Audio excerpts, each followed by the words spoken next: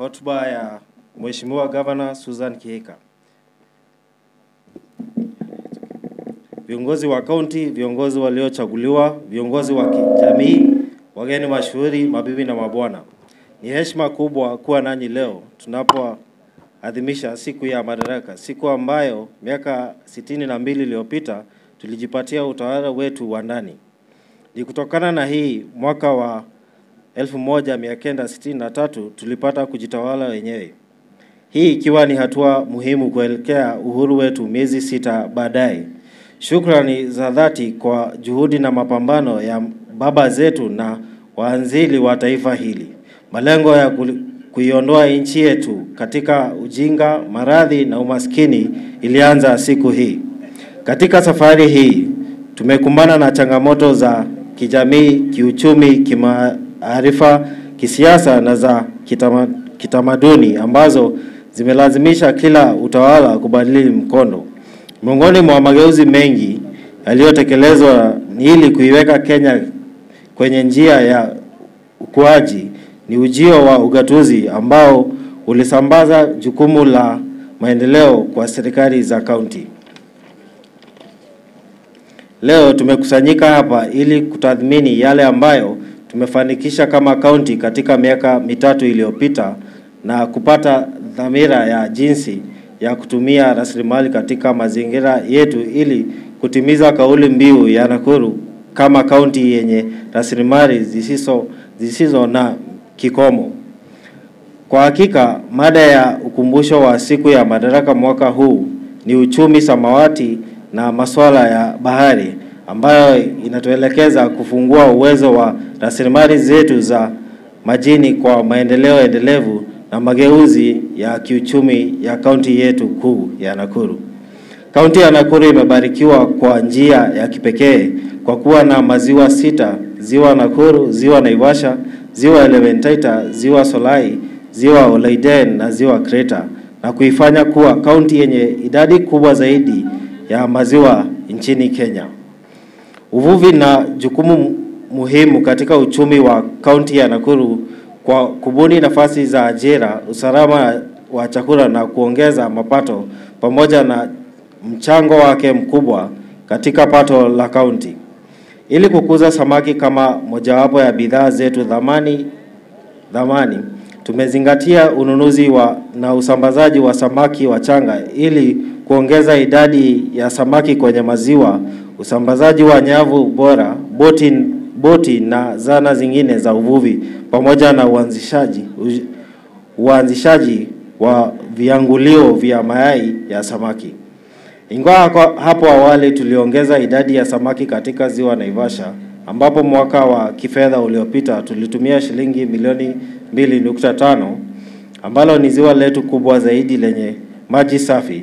Sasa tumeelekeza makini zaidi katika kurejesha mfumo ekolojia wa ziwa Naivasha kwa lengo la kuimarisha rasilimali za maji na huduma zinazohusiana na mfumo ekolojia. Tunaamini kwamba tukishirikiana na jamii za wavuvi, mashirika ya kiserikali na washikadau wengine, tutaweza kutekeleza hatua muhimu za usimamizi wa uvuvi na uvuvi endelevu wa muda mrefu katika ziwa Naivasha. Mwaka huu wa kifedha tumeelekeza shilingi milioni 20 kukamilisha soko la samaki la Karai. Tunaendelea kukuza soko karibu na ziwa Naivasha ili kupiga jeki biashara ya samaki na sekta ya uchumi samawati kwa ujumla. Zaidi ya wafanyi biashara 700 katika fuo 5 za Kamere, Karagita, Kongoni, Kasarani na Central ndio wanaofaika wa mipango huu. Licha uvuvi, tumeanza kushuhudia matunda ya kurejesha kilimo na kuwa kipato cha juu kwa watu wetu. Ili kuimarisha kilimo, mwaka huu tunasambaza jumla ya miche milioni 7 ya pareto kwa wakulima, shilingi milioni 20 kusaidia katika mchakato mzima wa dhamani ya parachichi kupitia usambazaji wa miche. Miche 19,000 hadi sasa ya parachichi imegawanywa wakulima 9,000, vilevile magunia 20,000 ya mbegu za mahindi kiasi cha tani 40 zikasambazwa zikasambaziwa wakulima katika kaunti yote ya Nakuru. Miezi miwili iliyopita na tunaendelea na hatua za mwisho za utoaji wa mbolea ya ruzuku kwa wakulima wote. Nina furaha kuripoti kwamba sisi ndio kaunti inayoongoza kwa uzalishaji wa viazi nchini Kenya, tukiwa tumezalisha tani 1657 za zao hilo mwaka jana. Ili kuimarisha ufugaji wa ng'ombe wa maziwa, tumeanzisha mpango wa ruzuku wa utoaji wa uoteshaji wa mbegu kwa ng'ombe, ambao hadi sasa umewasaidia na kuwanufaisha wakulima walio kwenye vyama vya ushirika 23. Jumla ya matukio 1000 ya utoaji wa mbegu umefanyika kufikia sasa. Hatua hii ikiwa ni dhihirisho tosha ya ufufuzi wa kilimo, ambapo sisi sasa ni kaunti ya pili katika uzalishaji wa chakula cha maziwa kote nchini. Tukigeukia huduma za afya, tumeshuhudia ongezeko la ziara za hospitali kwa 7% kwa wagonjwa wanaotafuta huduma na kisha kurudi nyumbani, na 11% kwa wagonjwa waliolazwa ikilinganishwa na mwaka wa 2023. Jambo linaloonyesha kwamba tumerejesha imani katika hospitali zetu. Tuko mbioni kutekeleza ahadi yangu ya kila kaunti ndogo kuwa na huduma ya hospitali ya daraja la 4. Ujenzi wa hospitali huko katika hatua mbalimbali katika maeneo ikiwemo ya Rungai, Kuresoi ya Kaskazini, Subukia pamoja na Bahati. Si hayo tu, tuna jumla ya hospitali 15 za daraja la 4 zinazotoa huduma maalum. Tumejenga vyumba vya kujifungulia wanawake wajawazito katika vituo mbalimbali vya afya na zaidi ya zahanati 10 mpya za kukarabati zingine ili kuhakikisha watu wetu wanapata huduma za afya karibu na majumbani mwao. Tumetengeneza hospitali 15 zinazotumia teknolojia ya mfumo wa kisasa na tuko katika harakati ya kupanua na kutumia ujuzi huo kwenda hadi katika hospitali 100 za umma kwenye kaunti yote ya Nakuru.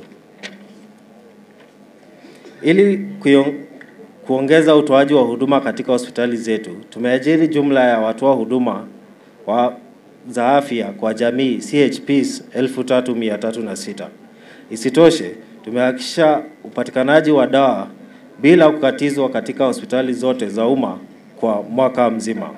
Mabibi na mabwana, ili kuongeza uwekezaji, uzalishaji, uongozaji dhamani, soko na kubuni nafasi za ajira kwa maendeleo endelevu katika kaunti yetu ya Nakuru, tunazidi kuwekeza fedha ili kutoa mikopo kwa wajasiriamali wetu wa ujenzi wa masoko kwa wakulima na wafanyabiashara wetu. Siku 3 zilizopita nilizindua hazina ya wezesha ya takribani ya shilingi milioni 100 inayojumuisha hazina ya biashara ya kaunti na hazina ya maendeleo ya ushirika wa kaunti kuwasaidia wajasiriamali wetu kupata mikopo ya bei nafuu.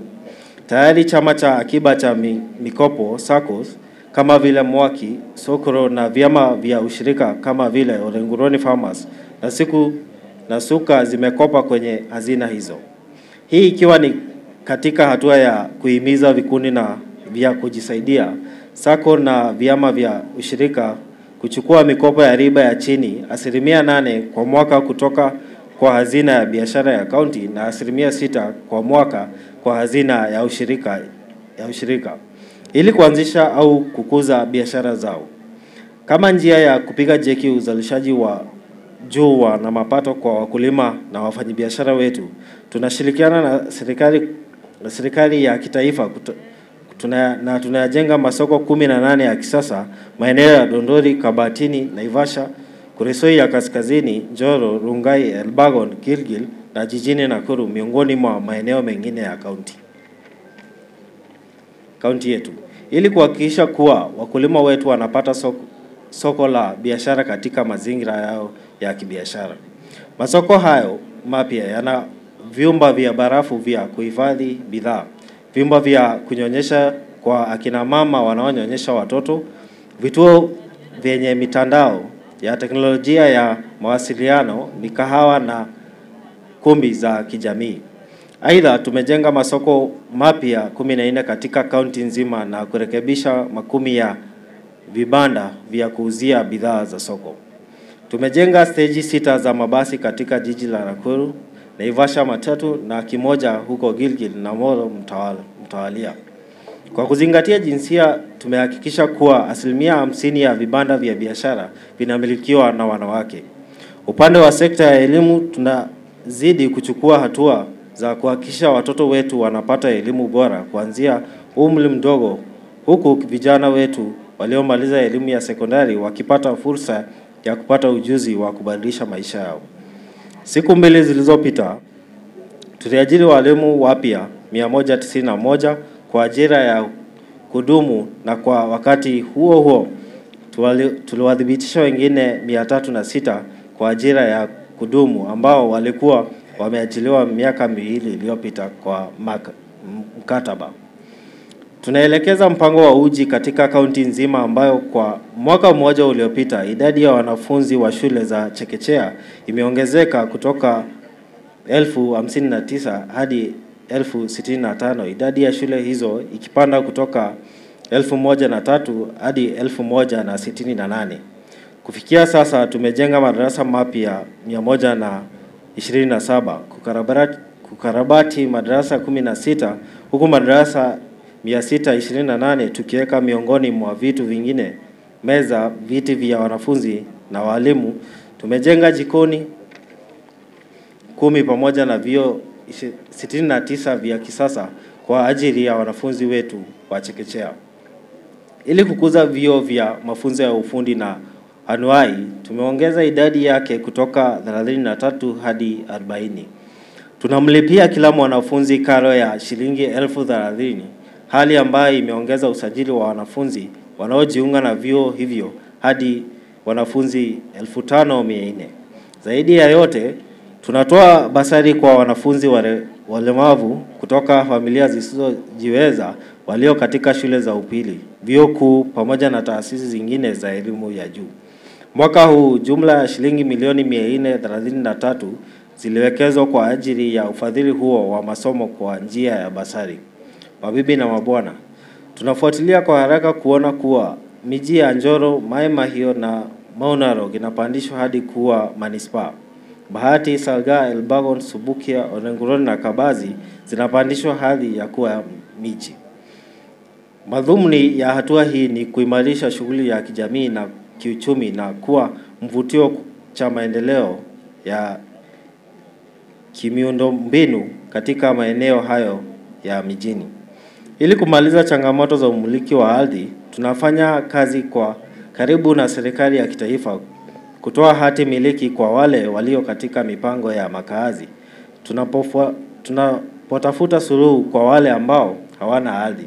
Kwa mfano, kama vile Dondori chini ya mpango wa makazi ya bei nafuu, tunajenga vyumba 220 katika eneo la Bahati, Elbagon na Gilgil, huku zile za jiji la Nakuru zikiwa tayari zimeuzwa. Kwa kumalizia, serikali yangu imedhamiria kukamilisha na kuendesha miradi katika sekta nyingine kama vile elimu, maji na mazingira na barabara. Ninahisi timu yangu kuweka juhudi maradufu ili kuhakikisha kwamba tunatimiza ahadi zilizomo kwenye manifesto yangu. Kwa pamoja, hatuna budi kukuza uchumi wa kaunti ya Nakuru, tunapozingatia na kuishi pamoja kwa amani. Asanteni sana. Mheshimiwa Susan Kihika, Gavana kaunti ya Nakuru. Asanteni sana. Asante, makofi ya gavana wetu. Makofi.